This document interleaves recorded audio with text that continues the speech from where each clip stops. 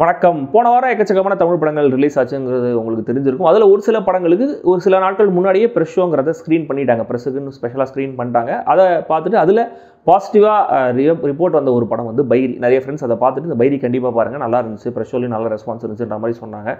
But அதுக்கு முன்னாடி சில பிளான்ஸ் நான் ஆல்ரெடி பண்ணிட்டேன் அப்படிங்கிறனால சனிக்கிழமை பார்த்துக்கலாம் அப்படின்னு வச்சுருந்தேன். ஆல்ரெடி சனிக்கிழமை என்னென்னச்சுங்கிறத நான் குண்டூர் காரம் ரிவ்யூவில் சொல்லியிருந்தேன். ஸோ திரும்பி அதை நான் ரிப்பீட் பண்ண விரும்பல.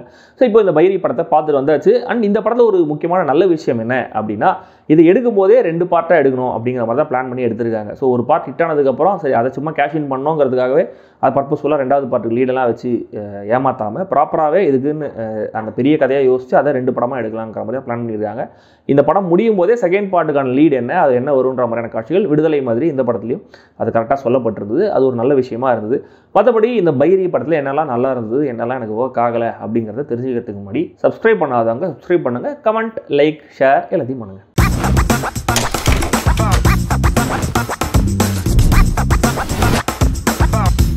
பைரி நாகர்கோயிலில் நகர கதை. அங்கே புறா வளர்ப்பு, புறா பந்தயம் இதெல்லாம் தலைமுறையாக நிறைய ஃபேமிலிஸ் பண்ணிட்டு வராங்க. அப்படி ஒரு ஃபேமிலியை சேர்ந்தவர் தான் ஹீரோ சையத் மஜீத். அவருடைய ஃப்ரெண்ட் ஜான் கிளாடி இருக்காரு. அவரும் கூட இது மாதிரி புறா வளர்ப்பு, புறா பந்தயத்தெல்லாம் இன்வால்வ் ஆயிருக்காரு. இவங்களுக்குன்னு ஒரு பெரிய குரூப் ஆஃப் ஃப்ரெண்ட்ஸ் இருக்காங்க. இந்த ஃப்ரெண்ட்ஸுக்கு ரைவல் கேங்கும் இருக்காங்க. இவங்களுக்கு ஆப்போசிட்டாக புறா ரேஸ் வர்றவங்க, இந்த புறா வாங்க தூவுறவங்கன்ற மாதிரி சில பிரச்சனைகள்லாம் நடக்குது. ஸோ இந்த பசங்களுக்குள்ள பிரச்சனை வராமல் இருக்க இவங்களை பாதுகாக்கிற ஒரு மென்டர் மாதிரி இருக்காரு அந்த ஏரியாவில், ரமேஷ் ஆறுமுகம். அவர் இந்த புறா ரேஸ் எல்லாம் ப்ராப்பராக ஆர்கனைஸ் பண்ணி எந்த பிரச்சனையும் வராமல் நடத்துறாரு. இந்த பசங்களையும் நல்வழிப்படுத்த அப்பப்போ அவர் ட்ரை பண்ணிகிட்டே இருக்காரு. இப்படி ஒரு சுச்சுவேஷனில் அவங்க ஏரியாவில் ஒரு புறா ரேஸ் ஒன்று நடக்குது. இதில் அந்த ஏரியாவுடைய பெரிய ரவுடியான நிறைய கொலைகேஸ் இருக்குன்னு சொல்லப்படுற வினு லாரன்ஸும் கலந்துக்கிறாரு. ஆனால் அவருடைய அந்த புறா ரேஸில் அவர் கொஞ்சம் சீட் பண்ணுறாரு அப்படிங்கிறத ஹீரோ கண்டுபிடிச்சிட்டாரு. ஆனால் ஹீரோவால் அதை ப்ரூவ் பண்ண முடியல. ஸோ அங்கே ஒரு பெரிய பிரச்சனை நடக்குது. ஸோ வினு லாரன்ஸுக்கும் ஹீரோவுக்குமான பிரச்சனை ஆரம்பமாகி அடுத்தடுத்து இது கொஞ்சம் பெருசாகுது. இதனால யாரெல்லாம் எப்படிலாம் பாதிக்கப்பட்டாங்க, அதுக்கப்புறம் என்ன ஆச்சு அப்படிங்கிறது தான் பைரி.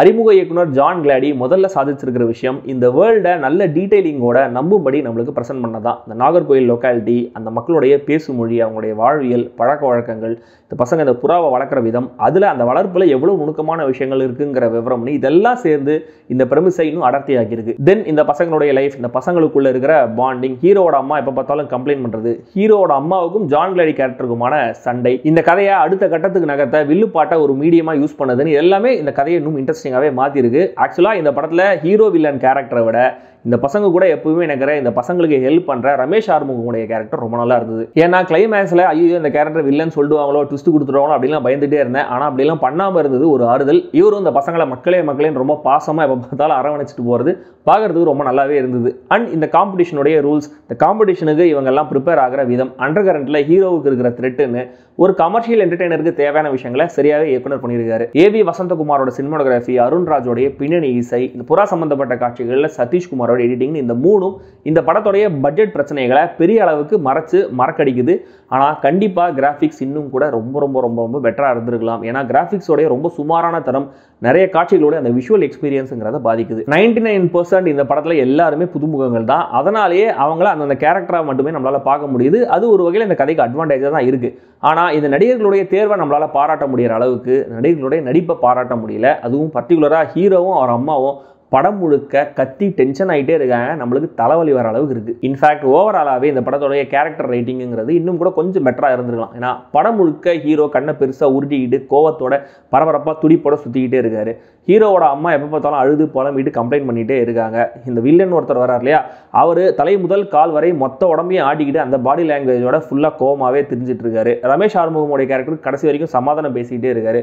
ஹீரோட அத்தை பொண்ணுன்னு ஒருத்தங்க வராங்க, அவங்க கடைசி வரைக்கும் ஹீரோவை ஏக்கமாக பார்த்துக்கிட்டே இருக்காங்க. இப்படி ஆல்மோஸ்ட் எல்லா கேரக்டர்ஸுக்குமே ஒரே ஒரு நோக்கம், ஒரே ஒரு ஃபங்க்ஷன் தான் இருக்குது. கடைசி வரைக்கும் அந்த சிங்கிள் டைமென்ஷனாகவே சுற்றுறாங்க. ஆனால் படத்தோட இயக்குனர் ஜான் கிளாடி ஒரு கேரக்டர் நடிச்சிருக்காரு. அந்த கேரக்டர் கொஞ்சம் ஷேட்ஸ் ப்ராப்பராக இருக்கிற மாதிரி இருக்குது. ஒரு சீனில் கோவப்படுறது, திடீர்னு வருத்தப்படுறது, திடீர்னு பயப்படுறது, கொலை பண்ணிட்டு போயிட்டு பின் வாங்கிட்டு வரது, இதெல்லாம் கொஞ்சம் நேச்சுரலாக இருந்தாலுமே கூட கண்டிப்பாக இவருடைய ஆக்டிங் கூட பெட்டராக இருந்திருக்கலாம். ஹீரோ அம்மா கேரக்டர் தவிர பெண் கதாபாத்திரங்களுக்கும் படத்தில் பெருசாக முக்கியத்துவம் இல்லை. மேபி அடுத்த பாட்டில் இருந்தால் இருக்கலாம். அண்ட் பர்சனலாக எனக்கு பெரிய எமோஷனல் கனெக்ட் மிஸ் ஆச்சு. அடிப்படையில் நிறைய கேரக்டர்ஸ் இருந்தாலுமே கூட நம்ம ஹீரோவோட கதையை தான் ஃபாலோ பண்ணுறோம். அவர்கிட்ட தான் இந்த கதை ஆரம்பமாகுது. ஆனால் அந்த கேரக்டர் மேலே கனெக்ட் வரா மாதிரியோ எம்பத்தி வரா மாதிரியோ எந்த விஷயங்களும் அந்த கேரக்டர் பண்ணவே மாட்டேங்குது. தேவையில்லாமல் கோவப்படுறாரு, வீட்டில் போய் சொல்லி ஏமாத்துறாரு, பிடிக்காத பொண்ணை ஃபாலோ பண்ணி மிரட்டுறாரு. அவருக்கு நல்லது நினைக்கிறவங்க என்ன சொன்னாலும் அதை பற்றி கேட்காம அவரே போய் தானா பிரச்சனையில் மாட்டிக்கிறாரு. இப்படி அவர் பண்ணுற விஷயங்கள் எல்லாமே நம்மளுக்கு கொஞ்சம் கொஞ்சம் எரிச்சல் தான் வருது. அண்ட் அவர் நடிக்கிற விதமும் கூட, அதுவும் ஒரு சீன்ல ஹீரோ அவர் வளர்க்குற 2 புறா யூஸ்லெஸ்ங்கிற மாதிரி தெரிஞ்சதுக்கப்புறம் டக்குன்னு தன்னோட அம்மா கிட்ட கொடுத்து அதை வெட்டி சமைக்க சொல்லிடுறாரு. எனக்கு அது ஆக்சுவலாக கொஞ்சம் புரியல. ஏன்னா அவருக்கும் புறாவுக்குமான சென்டிமெண்ட்ன்ற மாதிரி அதுக்கு முன்னாடிலாம் காமிக்கும் போது இந்த சீன் கொஞ்சம் தனியாக ஆடா தெரிஞ்சுக்கிட்டே இருந்துச்சு. மேபி இது புறா வளர்ப்பில் சகஜமான விஷயமா இருந்திருக்கலாம், அதனால இந்த டீட்டெயில் அவங்க வச்சிருக்கலாம். ஆனால் வெளியிலேருந்து இந்த உலகத்தை பற்றி பெருசாக தெரியாத ஆடியன்ஸ் இதை பார்க்கும்போது இந்த மாதிரியான சீன்ஸ் அவங்களுக்கு ஒரு டிஸ்கனெக்டாக தான் கொடுக்கும். இப்போ ஹீரோவே புறாவை பற்றி கவலை இல்லை, அவர் வளர்க்குற புறாவை பற்றி அவரே பெருசாக சென்டிமெண்ட்டாக ஃபீல் பண்ணாத போது நம்ம ஏன் ஃபீல் பண்ணோம் அப்படிங்கிற மாதிரி தான் ஆடியன்ஸுக்கு தோணும். தென் ஹீரோ ஃப்ரெண்டு கேரக்டரை வச்சு எமோஷனல் கனெக்ட் கொண்டு வர ட்ரை பண்ணுறாங்க. ஆனால் அவருமே ஹீரோ பண்ணுற அதே தப்பு தான் பண்ணுறாரு. யார் சொல் பேச்சையும் கேட்கறது இல்லை. அவரே வாலண்டியராக போய் ஒரு பிரச்சனைலாம் மாட்டிக்கிட்டு அதுக்கப்புறம் அழுது புலம்பு பயந்துட்டு இருக்காரு.